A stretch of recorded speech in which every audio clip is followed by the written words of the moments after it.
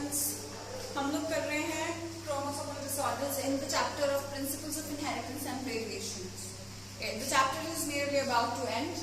हम लोग इसके लास्ट टॉपिक पे हैं chromosomal disorders which are the type of genetic disorders. I will quickly revise what I told you in the last lecture and then move on to the main chromosomal disorders that we have to focus on according to our syllabus.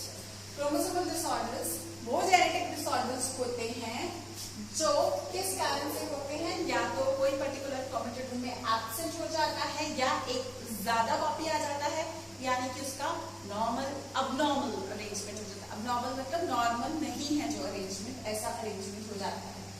Aneuploidy वो cause है, एक तरीके से aneuploidy is the cause of chromosomal disorders. Now what exactly happens so that these chromosomal disorders result, what happens is aneuploidy. What is aneuploidy? कि जब हम लोग cell division में भी particularly न्यूक्लियर डिवीजन में भी particularly meiotic डिवीजन के M phase के अंदर जब बच्चों हम लोग देखते हैं प्रोफेज, मेटाफेज, एनाफेज, टेलोफेज वाले फेजेस, उसमें हम लोग मेटाफेज में देखते हैं कि वो सेंटर पे अलाइन है, एनाफेज में वो सेपरेट होना शुरू हो जाते हैं, टेलोफेज पे वो एंड पे चले जाते हैं, उसके बाद सेल डिवीजन हो जाता है। ये सारे प्रोसीजर में कहीं पे भी कोई भी दिक्कत आ जाए तो उस चीज को हम एन्यूप्लॉइडी कहते हैं, रिजल्टेंट आ जाता है वो पर्टिकुलर कोई भी डिसऑर्डर। अब जैसे एक पर्टिकुलर क्रोमोसोम की, जैसे कि 21st क्रोमोसोम की एक कॉपी हमने देखा नहीं, एक कॉपी एक्स्ट्रा चली गई। Normally there are 2 copies of every chromosome. In Down syndrome we had कि क्रोमोसोम 1 की, 2 की, क्रोमोसोम 1 से लेकर के 20 तक की सबकी 2-2 कॉपीज, जो नॉर्मली एक मैटरनल कॉपी एक पैटर्नल कॉपी, सबकी 2-2 कॉपीज हैं ऑर्गेनिज्म में। 22nd क्रोमोसोम की भी 2 कॉपीज हैं। सेक्स क्रोमोसोम में बिल्कुल नॉर्मल है, या तो चाइल्ड मेल है या फीमेल है, XX है या XY है। लेकिन 21st में क्या होता है, या तो मदर से 2 कॉपीज आ रही है, हमेशा क्या होता है एक कॉपी फादर से एक कॉपी मदर से आती है, 2 कॉपीज होती है हर इंडिविजुअल में। लेकिन डाउन सिंड्रोम के पेशेंट में 21st क्रोमोसोम की एक पेरेंट से 2 कॉपीज और एक पेरेंट से, तो जैसे नॉर्मली एक कॉपी आती है वैसे ही आती है, तो हर किसी की नॉर्मली 2 की जगह पे यहाँ पे 21st क्रोमोसोम की 3 कॉपीज आ जाती हैं। So this we call as 21st trisomy. Some words we using for this thing, some words use कर रहे हैं यहाँ पे, जहाँ पे एक पर्टिकुलर क्रोमोसोम की डिफेक्ट आता है, या एक या एक से ज्यादा आता है, ठीक है। तो 21st ट्राइसोमी डाउन सिंड्रोम में, ठीक है। आज हम इसकी डिटेल करेंगे। टर्नर सिंड्रोम में हम लोग सेक्स क्रोमोसोम का, जैसे हम देखते हैं कि नॉर्मली क्या होता है एक गैमीट में तो एक X चला गया या एक Y चला गया मेल्स के केस में, और फीमेल्स के केस में XX, जो एक फीमेल XX होती है वो सेपरेट होके X और X नॉर्मली दोनों गैमीट्स में चले जाते हैं। लेकिन अगर एक केस में ये XY जो मेल गैमीट्स हैं ये सेपरेट नहीं होते हैं, तो एक में दोनों XY चले गए और एक में कोई भी नहीं गया, एंड दिस जो कोई भी नहीं गया यानी कि बाकी ऑटोसोम सारे नॉर्मल है, ऑटोसोम सबकी हाफ कॉपी गया है, लेकिन सेक्स क्रोमोसोम की जगह कोई नहीं गया, एक साइड पे 2 चले गए। अब यहाँ पे जिसके पास कोई नहीं गए, this sperm mates with the female gamete with X, तो वो क्या प्रोड्यूस करेगा, टर्नर सिंड्रोम प्रोड्यूस करेगा, a female with not prominent features of female and not fertile, ठीक है। तो ये यहाँ पे हमने देखा मोनोसोमी ऑफ सेक्स क्रोमोसोम। लेकिन अगर यहाँ पे हम लोग देख रहे हैं किसी एक क्रोमोसोम की कॉपी ज्यादा जा रही है, कम जा रही है, नहीं जा रही है, नल्लीसोमी, मोनोसोमी, ट्राइसोमी, नहीं जा रही, एक जा रही है या 3 जा रही है, या मल्टीपल भी हो सकती है। लेकिन अगर सारा का सारा क्रोमोसोमल सेट ही डिवाइड, जैसे सेल डिवीजन होती है, वहां पे एनाफेज हो गया, टेलोफेज हो गया, टेलोफेज के बाद सेल डिवीजन होती है, अगर सेल डिवीजन हो ही ना तो सारा का सारा ऑर्गेनिज्म जो नॉर्मली डिप्लॉयड होना चाहिए वो डिप्लॉयड की जगह ट्रिप्लॉयड, टेट्राप्लॉयड, पेंटाप्लॉयड कुछ भी हो सकता है। अगर एक पेरेंट में डिफेक्ट है तो ट्रिप्लॉयड, 2 पेरेंट्स में डिफेक्ट है टेट्राप्लॉयड, ठीक है। और ये tetraploid person if fuses with if mates with another diploid organism, तो क्या प्रोड्यूस हो सकता है, फिर आगे भी डिफेक्ट्स प्रोड्यूस हो सकते हैं इसकी, फिर से हेक्साप्लॉइड एंड ऑल वो सब हम जनरेट करवा सकते हैं। तो दैट इज पॉलीप्लॉइडी, जहाँ पे एक क्रोमोसोम का डिफेक्ट हो सोमी वर्ड्स वी यूजिंग जहाँ पे मल्टीपल का डिफेक्ट तो we using ploidy words. Ploidy आप लोगों को पता ही है, ग्राफिक्स हैप्लॉइड होते हैं, नॉर्मली डिप्लॉइड होते हैं, ये टर्म्स हम लोग +1 से ही करते आ रहे हैं। तो अभी I am going to drop this and I am going to start with the first disorder, Down syndrome. आपको जो भी अभी तक लगा हो कि हमें थोड़ा अंडरस्टैंडिंग के डिफेक्ट, वो आपको भी क्लियर हो जाएगा।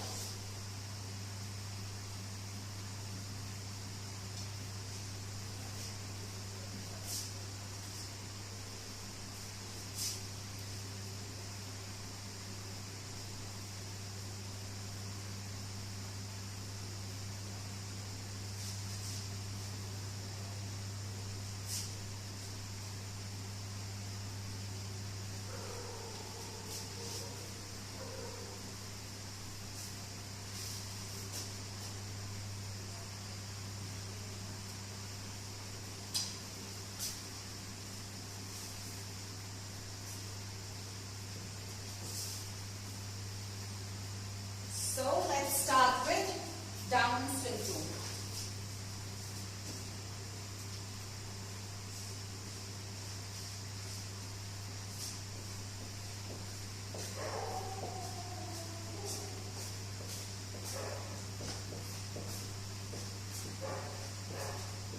Down syndrome is a type of chromosomal disorder and the result of aneuploidy, of course. And the cause here is presence of additional copy of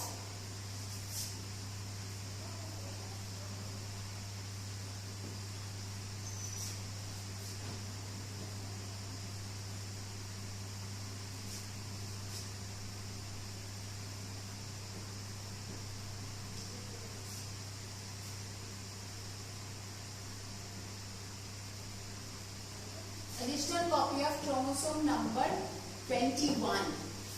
तो 2 कॉपीज की जगह इसमें 3 कॉपीज हमें देखने को मिलती हैं क्रोमोसोम नंबर 21 की। So this disorder is known as trisomy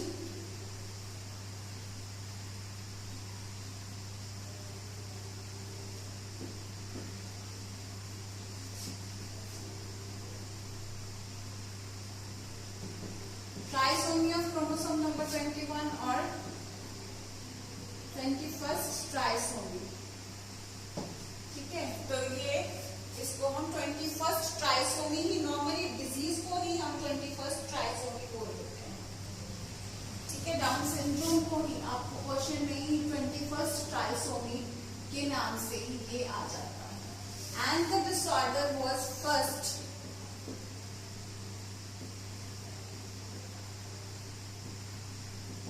described by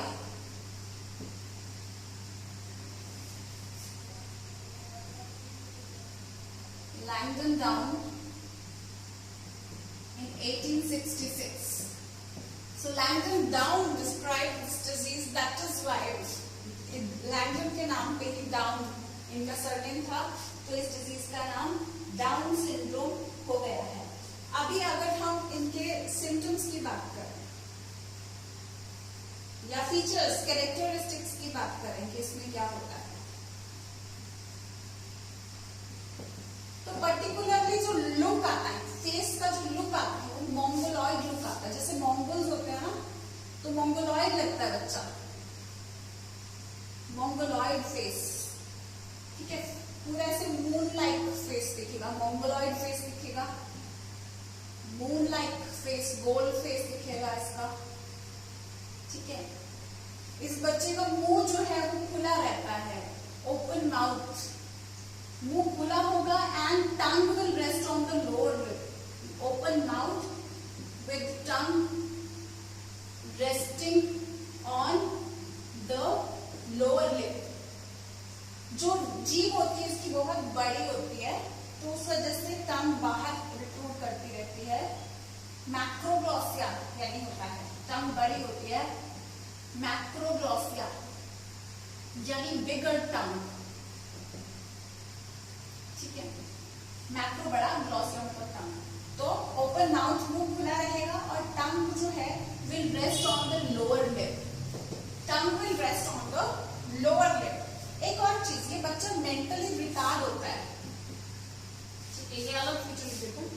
mental retardation feature होता है इसका,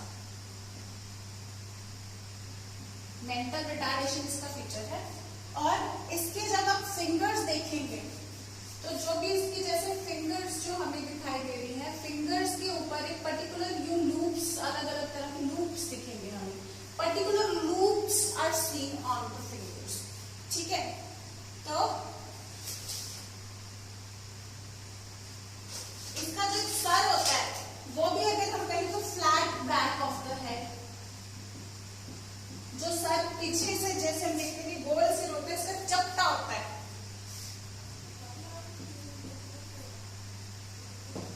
ठीक है, ये कुछ फीचर्स इसके हैं। और इसके अलावा भी फेस जो हम कह रहे हैं कि मून लाइक है, सो मून लाइक फेस कैसा होता है, ब्रॉड फेस। ठीक है, ब्रॉड होगा, बहुत ही ज्यादा फेस जो है इसका ब्रॉड मून लाइक फेस होगा, थोड़ा चपटा होगा।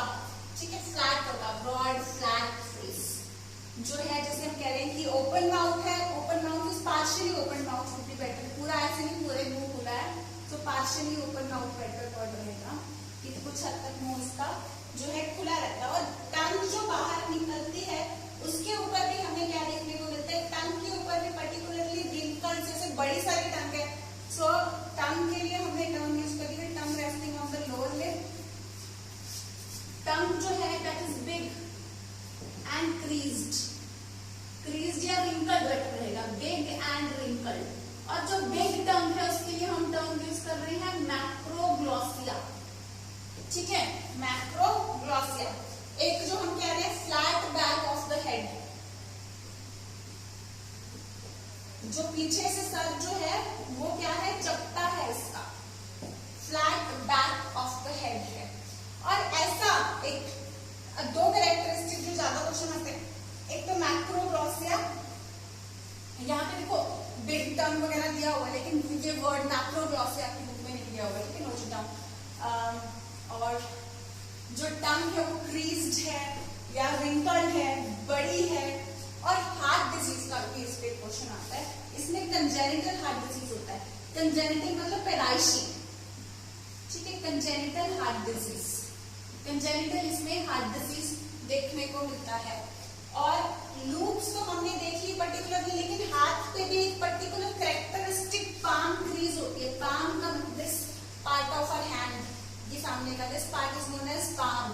सो पाम में एक पर्टिकुलर क्रीज, फोल्ड पर्टिकुलर देखने को मिलता है, दैट इज पाम क्रीज। ठीक है, तो ये कुछ फीचर्स हैं।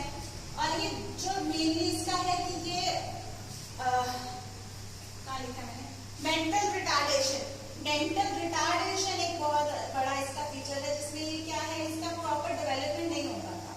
मेंटल डेवलपमेंट तो हो ही नहीं पाता, मतलब टोटल अगर डेवलपमेंट की बात करें तो हम कह सकते हैं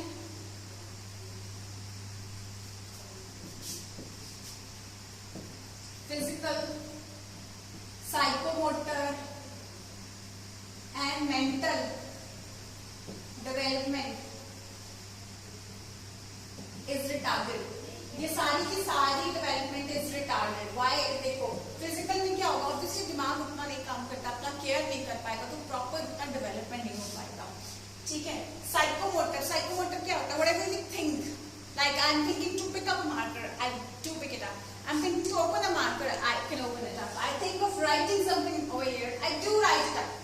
This is a psychomotor thing that I'm using my brain according to my will and I am able to do it. But इसमें साइकोमोटर स्किल, दिमाग और वॉलंटरी स्किल्स उतनी ज्यादा कह सकते हैं सिंक्रोनाइज्ड नहीं होती हैं। ठीक है, मेंटल डेवलपमेंट, दिमाग भी जैसे हम देखते हैं कि बच्चा बड़ा होता है तो वो इंटेलिजेंसी जो बढ़ती रहती है, वो चीज इसमें हमें नहीं देखने को मिलती। मेंटली रिटार्डेड रहते हैं, they are usually dependent. Down syndrome is a phenomenon जहाँ बहुत ज्यादा ये लोग डिपेंडेंट रहते हैं। Nowadays there are many NGOs who are trying to help the patients with Down syndrome. Okay, so Down syndrome में 21st trisomy, ये जो फीचर्स की हमने बात की है, वेरी वेरी इंपॉर्टेंट। आपको फीचर पे क्वेश्चन आ जाते हैं कि ये पर्टिकुलर फीचर किस डिजीज का है, इससे रिलेटेड आपको क्वेश्चन बहुत ज्यादा आ जाते हैं। ठीक है बच्चों, देन हम लोग मूव ऑन करते हैं नेक्स्ट डिसऑर्डर पे. Next disorder is this was related to like autosomy, right? So autosomal disorder, that 21st trisomy. एक और autosomal disorder जो वैसे आपके इसमें नहीं है NCERT में, मैं थोड़ा सा उसके बारे में पहले आपको बता दूं, क्योंकि क्रीटू-चाट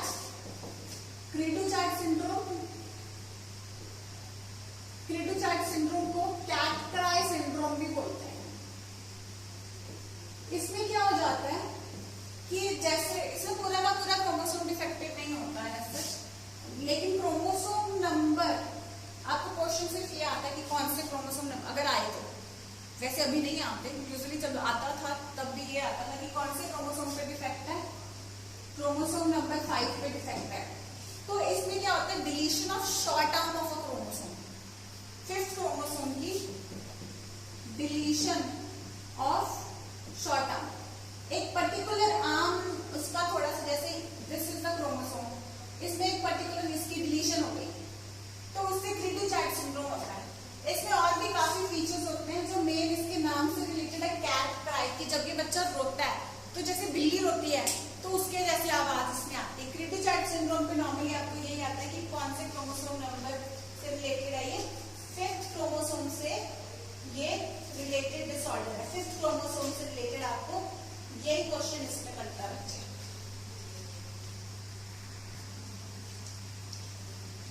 इनफैक्ट इसका भी शॉर्ट आर्म की भी हाफ पार्ट ही होती है, deletion of half part of short arm of chromosome number 5. इसमें भी इसका फेस जो होता है गोल सा फेस होता है, ठीक है, वाइडली स्पेस्ड आईज होती हैं, जो आंखें होती हैं वो वाइडली स्पेस्ड होती हैं, widely spaced eyes. Mental retardation इसमें भी होता है.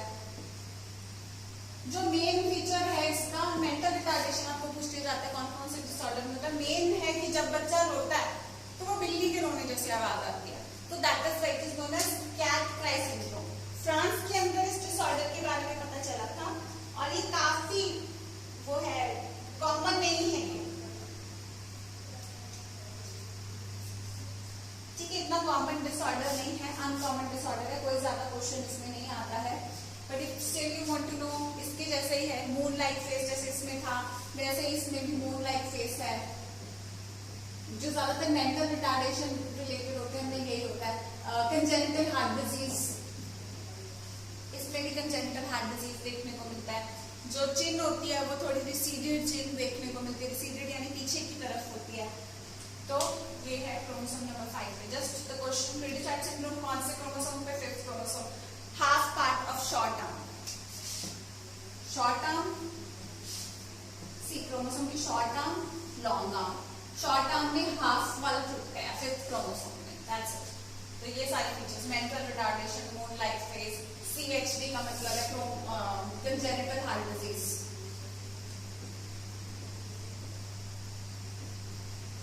ठीक है, मेन क्या है, कैट-क्राई, नाम इसका कैट-क्राई है, बच्चा बिल्ली की तरह बोलता है. Cat cry syndrome, very uncommon disorder. Just you have to remember 5th chromosome, 21st chromosome trisomy, and इसमें हाफ पार्ट डिलीशन है, क्योंकि हम लोग ज्यादा मोनोसोमी, ट्राइसोमी ये सब है अपने सिलेबस में, तो ये हाफ पार्ट वाला इतना है नहीं है, अभी NCERT में नहीं है. But it used to be a common question जिसमें ये पूछा जाता था, बिल्ली की आवाज, मेंटल रिटार्डेशन और क्रोमोसोम नंबर 5 का क्या डिफेक्ट था, शॉर्ट आर्म का आधा deletion. This used to be the question. Now it is not coming, but जितना फिर भी you can just focus on this. This is about the autosomes related disorder. 21st related है, 5th related है, ये autosomes से related है. ठीक है, तो इन डिसऑर्डर्स को हम लोग चेक कैसे कर सकते हैं? इन डिसऑर्डर्स को बेटा आपको याद होगा, हमने देखो वैसे तो आजकल एमनियोसेंटेसिस बैंड है, तो ज्यादातर बर्थ के बाद ही पता चलता है ना, कोई डिफेक्ट है फिर बंदा चेक कराने जाता है तो पता चलता है. लेकिन amniocentesis is a technique which we did in human reproduction. तो एमनियोसेंटेसिस से बिफोर बर्थ पता चल जाता है. तो ऐसे बच्चों को ज्यादातर आप लोग अवॉइड कर लें तो ज्यादा बेटर रहेगा, MTP लीड कर लें तो बेटर रहेगा, लेकिन वो अभी इलीगल है बिकॉज लोग उसका मिसयूज कर रहे हैं. तो एमनियोसेंटेसिस से हम लोग क्या कर सकते हैं, एक एडियोग्राम बना सकते हैं. एमनियोसेंटेसिस लिया गया क्रोमोसोम्स को और उनकी क्या की जाती है कि एम्ब्रियोसेंटेसिस से हम लोग को उसके स्किन सेल्स मिल जाते हैं, है ना। तो कैरियोटाइपिंग, किसी को एम्ब्रियोसेंटेसिस ना याद हो तो वो ह्यूमन रिप्रोडक्शन में जाके एम्ब्रियोसेंटेसिस वाला लेक्चर देख सकते हैं। तो कैरियोटाइपिंग कर सकते हैं। कैरियोटाइपिंग करके अपने पास एक चार्ट आता है जिसको हम इडियोग्राम बोलते हैं। इस इडियोग्राम में, ये इडियोग्राम आपके एनसीईआरटी में भी बना हुआ है, इस इडियोग्राम में पूरा चार्ट बन जाता है, first chromosome, second, third, fourth, fifth करके। तो डाउन सिंड्रोम का बना हुआ है, उसमें 3 कॉपीज 21st की, ठीक है। यहाँ पे देखो ये हो गया 22nd क्रोमोसोम और इधर XY जो भी होगा इसको डॉक्टर्स अगर देते हैं तो हाइड करके देते हैं। तो 21st क्रोमोसोम में 3 कॉपीज दिखा रखी है एंड दिस बाकी सारे की 2-2 कॉपीज दिखाई हुई है, 1 2 3 4 5 6 7 8 9 एंड ऑल दैट। तो लास्ट में आप लोग देखोगे जो इडियोग्राम आपके एनसीईआरटी में बना हुआ 21st क्रोमोसोम की 3 कॉपीज बना रखी है। तो एक्चुअली हम लोग एम्ब्रियोसेंटेसिस से even before the birth of the child हम लोग एम्ब्रियोसेंटेसिस से like I told you 15 ml से कम सोल्यूशन लो, उसमें से स्किन सेल्स को सेपरेट करो, तो उनके न्यूक्लियस का स्टडी करते हैं। कैरियोटाइपिंग एक पर्टिकुलर मेथड है, इससे हम स्टडी करते हैं। तो ये चार्ट अपने पास बन के आ जाता है, इडियोग्राम बन जाता है। इडियोग्राम में हमने यहाँ पे अगर बच्चे के बर्थ से पहले देख लिया कि 21st क्रोमोसोम में 3 कॉपीज बन रखी है, यानी कि डाउन सिंड्रोम हो सकता है इसको, तो ऐसे बेबी को एमपीपी कराना बेटर रहेगा क्योंकि इसकी लाइफ मिजरेबल हो जाएगी। बाकी पेरेंट्स पे डिपेंड करता है, दे थिंक कि दे कैन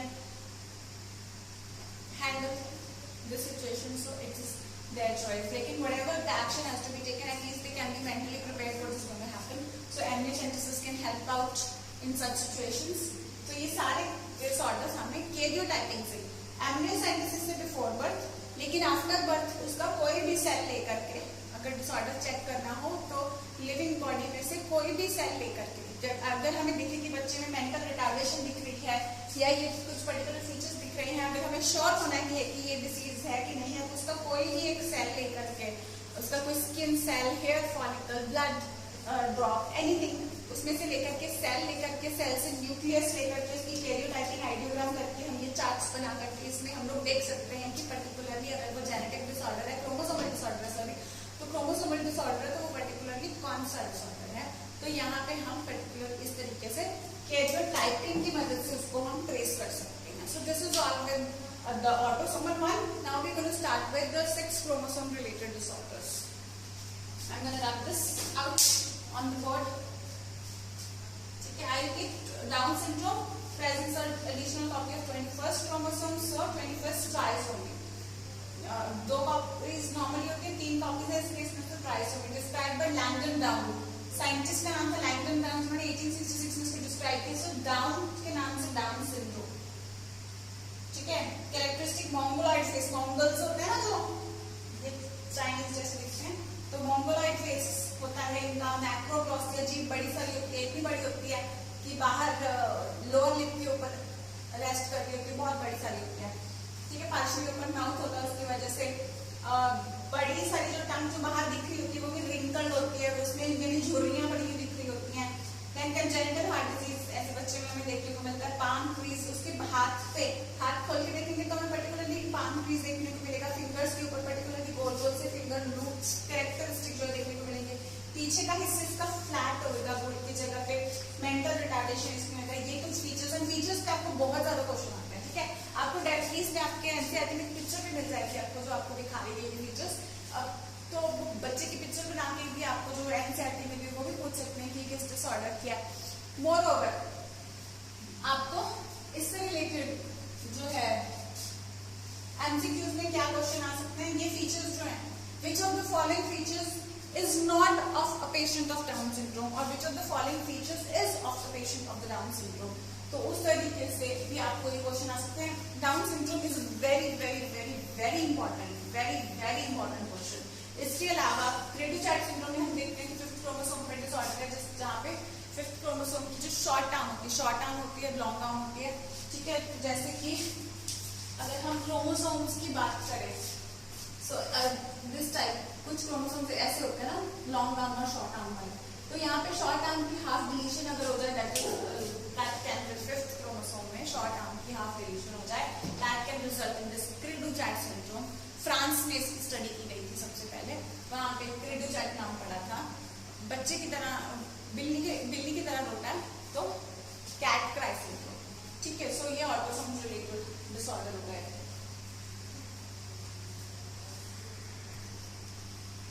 सो बच्चे ऑटोसोम्स में वैसे तो आपको क्वेश्चन इसमें से आता है, जस्ट फॉर सेफर साइड अगर हम बात करें तो दो और की जस्ट हम क्रोमोसोम्स देख लेते हैं कि क्या डिफेक्ट करता है।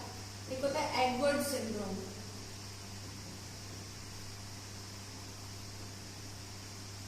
एडवर्ड सिंड्रोम में 18th ट्राइसोमी, 18 जैसे हमने यहाँ पे देखा कि डाउन सिंड्रोम में 21st क्रोमोसोम की प्रॉपर सेग्रीगेशन नहीं हो पाती, वैसे ही 18th में इसमें एडवर्ड सिंड्रोम में 18th क्रोमोसोम की उसी तरीके से सेग्रीगेशन नहीं हो पाती। इसके अलावा there is Patau syndrome known as, तो इसका writing capital so that you can understand. And Edward का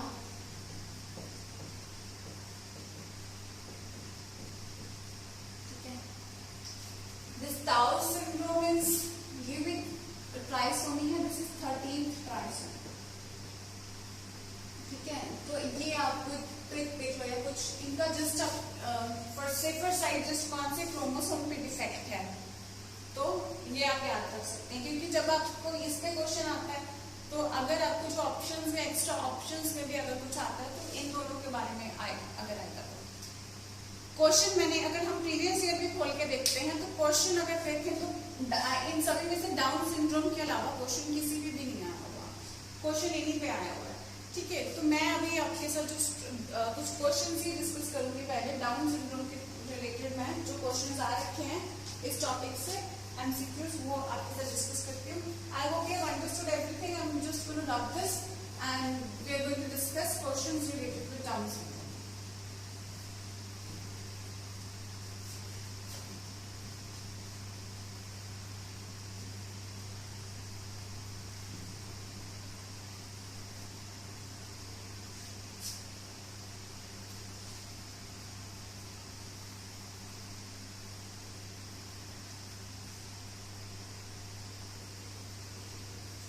जो डिफेक्ट्स हैं नोट करने वाले वो मैं रब नहीं कर रही हूँ, मेजर पॉइंट्स जितने पॉइंट्स अभी इस बोर्ड पे लिखे हैं डाउन सिंड्रोम की कंप्लीट डिटेल और बाकी के जितने पॉइंट्स अभी इस बोर्ड पे लिखे हुए हैं ये बाकी डिजीजेस के बारे में इतना ही कर लें आप। ठीक है, 21st trisomy down syndrome, Edward syndrome 18, Patau syndrome 13th trisomy, cri du chat syndrome, chromosome number 5 की deletion of half part of the short arm of chromosome. Fine, और क्रेबी-चाइल्ड का जिसमें डाउन सिंड्रोम दोनों में मेंटल रिटार्डेशन का जो फीचर है और CHD का फीचर भी कॉमन है क्रोमोसोम उसमें कंजेनिटल हार्ट डिजीज का। One question that we see in the previous year questions is Down syndrome is due to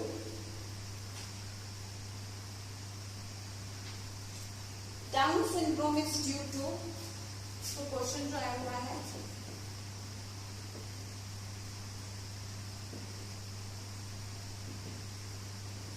this question is ways back to 4 बार ये क्वेश्चन आ चुका है, सेम रिपीट इसी तरीके से। Chromosome syndrome is due to crossing over, option A में आता है क्रॉसिंग ओवर। फिर है लिंकेज,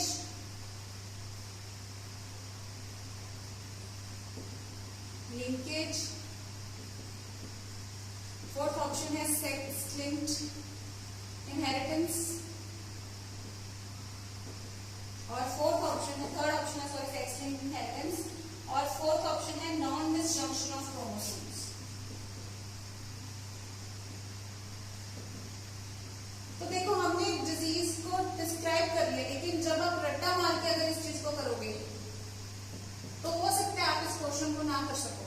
लेकिन अगर आपके दिमाग में कंसेप्ट क्लियर हो गया कि यहाँ पे क्या हो रहा है कि जो 21st क्रोमोसोम है उसकी दोनों सिस्टर क्रोमेटिड्स डिसजंक्ट नहीं हो पा रही, डिसजंक्ट यानी कि अलग नहीं हो पा रही, जंक्शन थी, यू जंक्ट थी, अलग ज्वाइंट थी पहले मेटाफेज में, और उनके डिसजंक्शन हो जाती है बाद में, उनको गैमेट्स में जब अलग अलग होता है. लेकिन when they not able to disjunct, यानी they not able to break this junction, they not able to break this down, then it comes कि दोनों एक साथ कॉपीज चली जाती हैं. फिर जब दूसरे गैमेट से मिलती है तो 3 हो जाती है कॉपीज उसकी, ट्राइसोमी रिजल्ट हो जाती है. सो आंसर इसका आएगा डी. ठीक है, तो non disjunction of chromosome. This is one question related to Down syndrome जो कि 4 बार आ चुका है बच्चे. ये क्वेश्चन है I will make 4 stars here because ये 4 बार आ चुका है. ठीक है. Then there is a question related to Down syndrome which says in Down syndrome of a male child,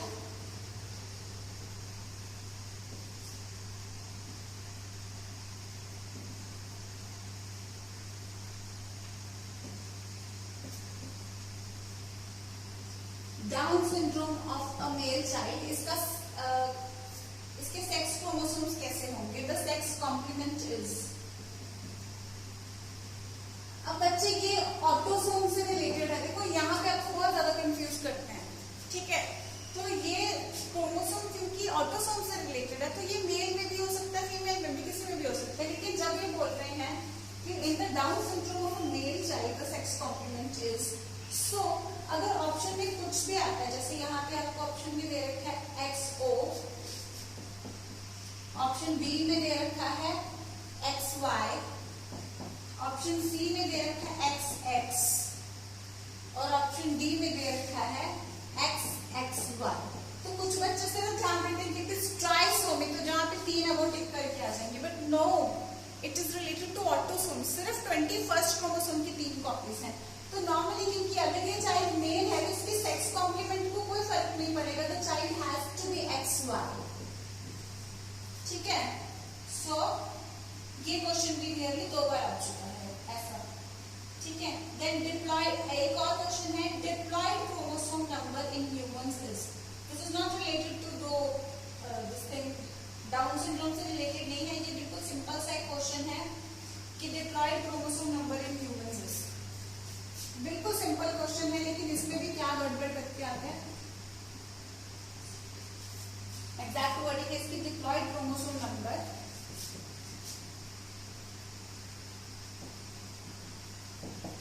in humans is. यहाँ पे आप 2 ऑप्शंस में कंफ्यूज होते हो. एक है 44, एक 46. ठीक है, डिप्लॉयड में इन दोनों में ही ज्यादा कंफ्यूज होते हो. यहाँ पे जो है दूसरे 2 ऑप्शन 48 और 42 दे रखे हैं. Okay, I will give 2 more options. E and F from my side, 22 and 23. Okay, I will give these 2 options. इन्होंने ये 4 दिए हैं. Diploid chromosome number in humans. तो बच्चे क्या कंफ्यूज होंगे? ये तो ऑब्वियसली 42 और इसमें तो कंफ्यूज होंगे ही नहीं. ये इन्होंने ऑप्शन दिए हैं प्रीवियस ईयर में, लेकिन I am giving you options 22 और 23. तो बच्चे ज्यादातर क्या कहेंगे? अब तो आपको पता नहीं कि मैंने आपको बताया ये 2 ऑप्शंस मैंने दिए, लेकिन आप लोग कंफ्यूज कैसे हो जाएंगे? देखिए, ह्यूमंस डिप्लॉयड होते हैं तो हम लोग कहते हैं कि there are 23 pairs of chromosomes. तो जब इन्होंने पूछा डिप्लॉयड क्रोमोसोम नंबर, तो ज्यादातर बच्चे कहते हैं मैम डिप्लॉयड क्रोमोसोम नंबर बोला होगा, तो maybe they are asking pairs and they will go and take this. ये कुछ बच्चे इतने महान होते हैं वो भूल जाते हैं कि सेक्स क्रोमोसोम नाम की भी चीज होते हैं, तो they take this. But no, total number of chromosome diploid यानी टोटल सेट, डिप्लॉयड सेट यानी कि एक पूरे ह्यूमन के किसी भी डिप्लॉयड सेल में, जो नॉर्मल सेल है उसके अंदर कितने क्रोमोसोम्स हैं, तो वो 23 पेयर्स हैं. सेक्स क्रोमोसोम भी हमारे हर सेल से पता चल जाता है. तो ये नहीं है कि सिर्फ गोनेड्स में, कुछ बच्चे कहते हैं सिर्फ गोनेड्स में होगी, नहीं, हर सेल से हमारे पता चल जाता है. तो टोटल 23 पेयर्स हैं, तो 46 is going to be the answer. I was getting certain questions on this, so that is why I wanted to take up this question over here. So, diploid chromosome number in humans is 23 pairs. सिर्फ 23 अगर option में आएगा, it is not going to be the answer. 22 आएगा, it is not going to be the answer. अच्छा, यहाँ पे अगर आ जाता है diploid autosome chromosome number is autosome, then it is going to be this. लेकिन diploid टोटल अगर diploid chromosome number it is going to be 46. Clear? आपके previous year में क्वेश्चंस, अगर हम आज के टॉपिक क्रोमोसोमल डिसऑर्डर्स की बात करें, वो भी सिर्फ ऑटोसोम्स की बात करें, तो जस्ट रिमेंबर कि क्रोमोसोमल डिसऑर्डर्स जिनकी हम बात कर रहे हैं, specially the ones chromosomal disorders, क्योंकि यहाँ पे सेक्स क्रोमोसोम्स की बात नहीं की, chromosomal disorders related with autosomes like 21st trisomy, which is Down syndrome, Edward syndrome 18th, Tau's 13th, Cri-du-Chat 5th, ये सारे के सारे chromosomes, they can be in both male and female, और ये male और female, proper female like sex होगी, male by, इसमें कोई confusion नहीं होनी चाहिए। तो ये क्रोमोसोमल डिसऑर्डर्स इसके जेंडर को कोई इफेक्ट नहीं पहुंचाएंगे, इसके जेंडर को ये कोई भी इफेक्ट नहीं पहुंचाएंगे, ये ना ही ये जेंडर रिलेटेड है कि सिर्फ मेल में होंगे या फीमेल में होंगे, इस तरीके की कोई भी कंफ्यूजन आपके दिमाग में नहीं होनी चाहिए। So this is all with today's lecture. In the next lecture we shall discuss the sex related disorders. Fine, sex related chromosomal disorders, जो सेक्स क्रोमोसोम्स की नॉन डिस्जंक्शन होगी तब क्या रिजल्ट होता है, that we will discuss in the next lecture. So all the best.